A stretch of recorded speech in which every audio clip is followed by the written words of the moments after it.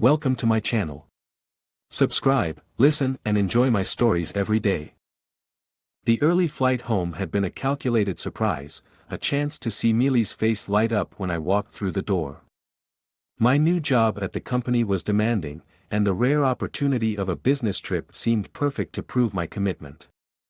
The boss, Mr. Whitley, had been peculiarly insistent I take this trip, saying it was crucial for my career advancement. Little did I know, it was not just my career that was being orchestrated. I pulled into our driveway, the dim streetlights casting long shadows on the front lawn.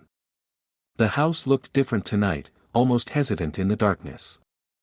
I grabbed my bag from the back seat and made my way to the front door, anticipation tinged with excitement swirling within me.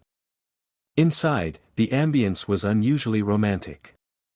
A half-drunk glass of red wine sat abandoned on the living room table, accompanied by the faint aroma of roses and flickering candlelight that led a path toward the bedroom. My heart, initially filled with warmth, now pounded with a mix of confusion and dread. "Mealy?" I called out, my voice echoing slightly in the quiet. No response. The only sounds were the soft crackle of candles and my own breaths, growing heavier with each step. Approaching the bedroom, I noticed the door was slightly ajar, yet firmly held from the inside. "Mealy, why is the door locked?" I pushed lightly, only to be met with resistance. "Just a minute, love." Her voice, laced with panic, did nothing to calm my spiraling thoughts. Something was very wrong. Without waiting another second, I pushed harder, the door giving way just enough for me to see her scrambling at the window, her cheeks flushed with more than just the rose-scented air. Then, the unmistakable sound of cracking as someone made a desperate exit through that window. Rushing to the aperture, the cool night air hit me as I watched a figure sprinting across our backyard. The sight of pink underpants adorned with hearts under the moonlight was both absurd and heart-shattering. It clicked. The forced business trip, the specific instructions from Mr. Whitley, his occasional overfamiliarity with Mealy, it all made a grotesque sense now. My boss. My wife. My life, seemingly scripted by someone else's betrayal. The rage built up like a storm inside me, each thunderous heartbeat screaming for action. "How could you, Mealy?" I turned, finding her in tears, a tangled mess of regret and fear. "I'm so sorry, I never meant." "Save it," I cut her off, the coldness in my voice a stark contrast to the heat of my anger. "I trusted you. I loved you. And you," I couldn't finish the sentence, the betrayal too raw, too deep. That night, the decision was made amidst the remnants of a love that had apparently been one-sided. I would not let this deceit define me. Revenge, a concept I had never entertained before, now pulsed through my veins. It wasn't about retribution, it was about reclaiming my dignity from those who thought they could trample it underfoot. Our divorce was swift, the proceedings a blur of legalities and cold formalities. My last sight of Mealy was her defeated posture, a stark contrast to the vibrant woman I thought I'd married. As for Mr. Whitley, the corporate world would soon learn the true cost of betrayal. Our paths parted forever, the finality of it all echoing in the empty spaces of my new life. The days following the divorce blurred into a montage of grim determination and scheming. I found myself often staring at the vacant side of the bed, the betrayal gnawing at me like a relentless storm. But grief slowly morphed into a focused rage, a driving force that propelled me towards retribution. I sat in the dim light of my living room, laptop open, documents strewn about. It was time to turn the tables on Mr. Whitley, to unravel his life thread by thread as he had mine. My first step was gathering information, an arsenal I would use to dismantle his facade of respectability. "Let's see what skeletons Mr. Perfect has in his closet," I muttered to myself, typing fervently.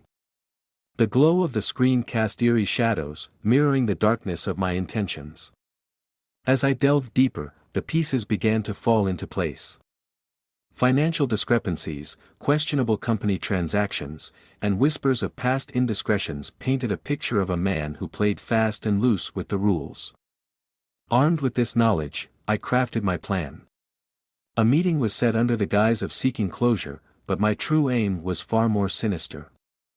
The next day, I found myself at our usual coffee shop, the air thick with the aroma of roasted beans and my brewing vengeance.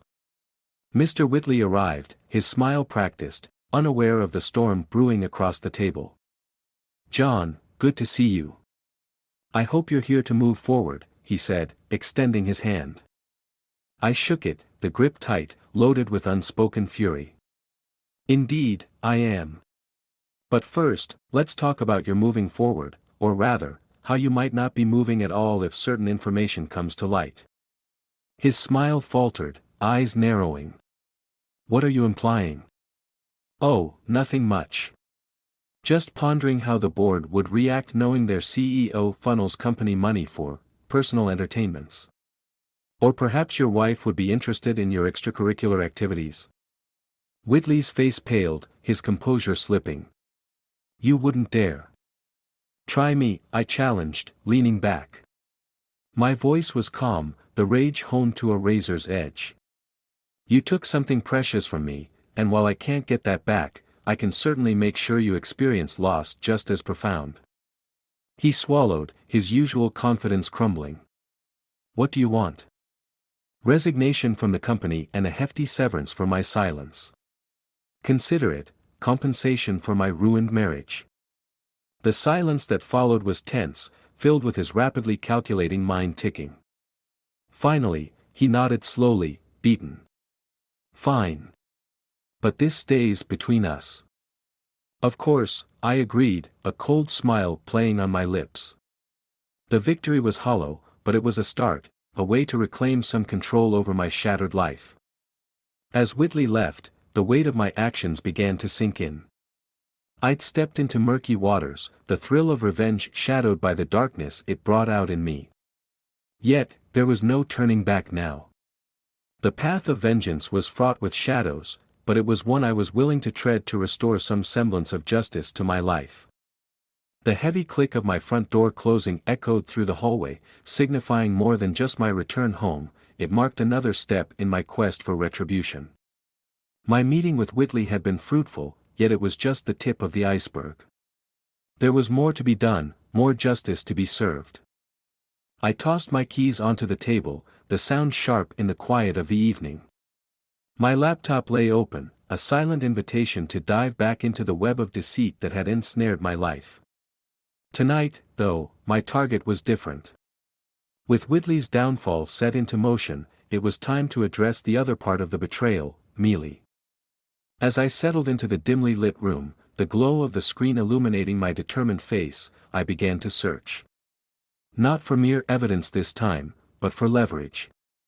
Mealy had to know the pain she caused wasn't without severe repercussions. The digital trails were muddy, obscured by her attempts to cover her tracks, but my resolve sharpened my focus.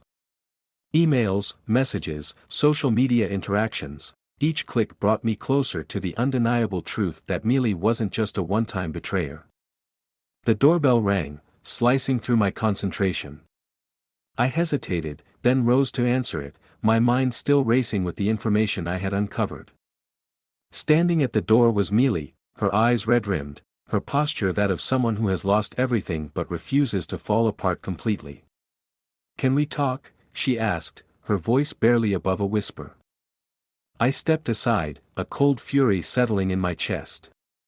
"Talk then," I said, my voice flat. She walked in, taking in the stark changes to the apartment since she'd last seen it. "John, I'm so sorry.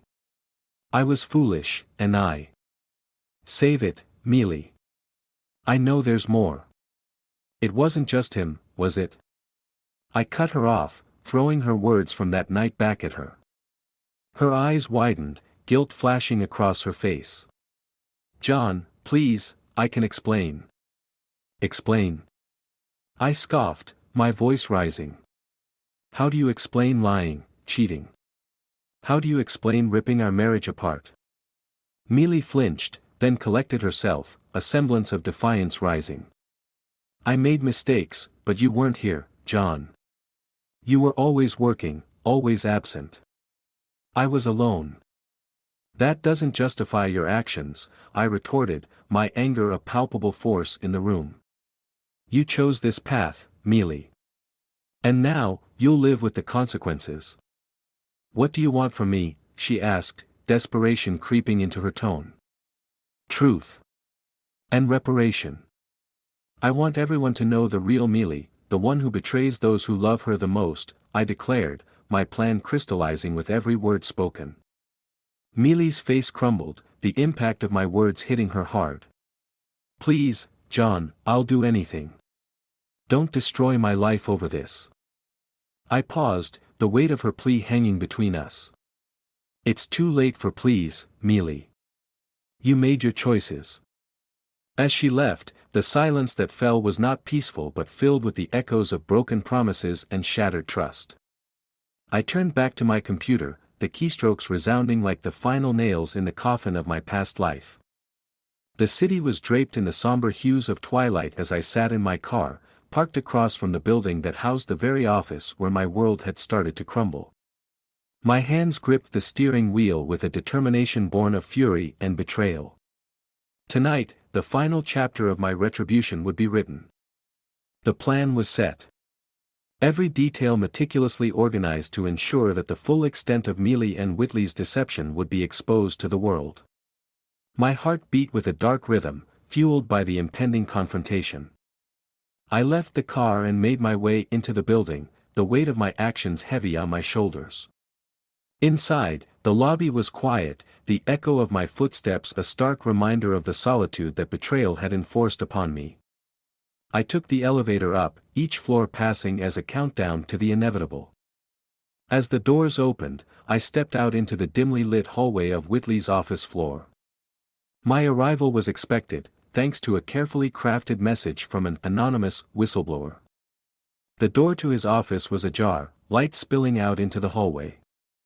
I pushed the door open and found both Whitley and Mealy waiting, their expressions a mix of fear and defiance. The room was set up for a meeting, but this would be no ordinary business discussion. John, what is this about? Whitley stood, his voice steady but his eyes betraying his nerves. I smiled, a cold, humorless curve of my lips.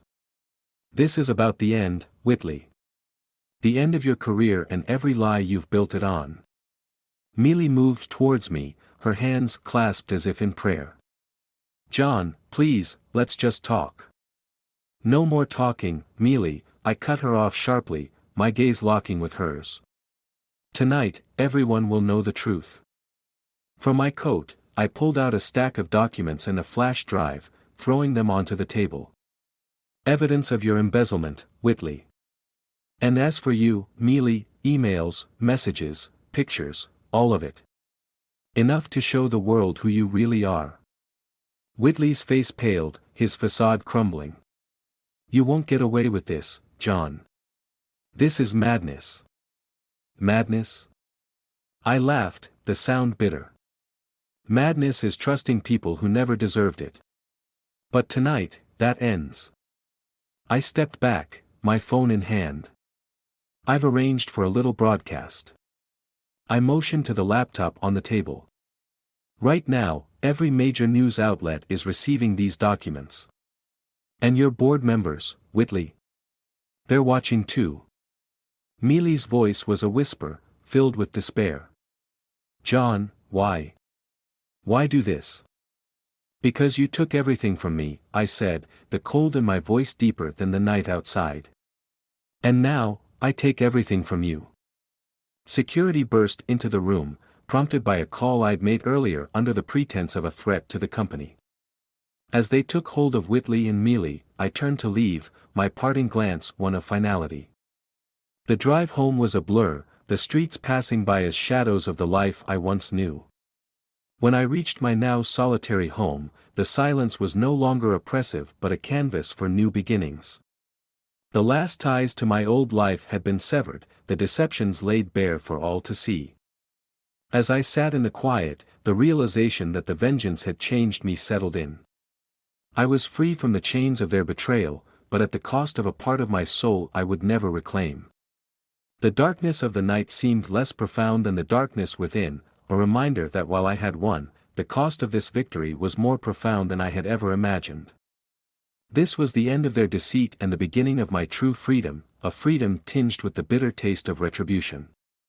As the night deepened, I knew that the chapters of my life still unwritten would be penned on cleaner, though lonelier, slates.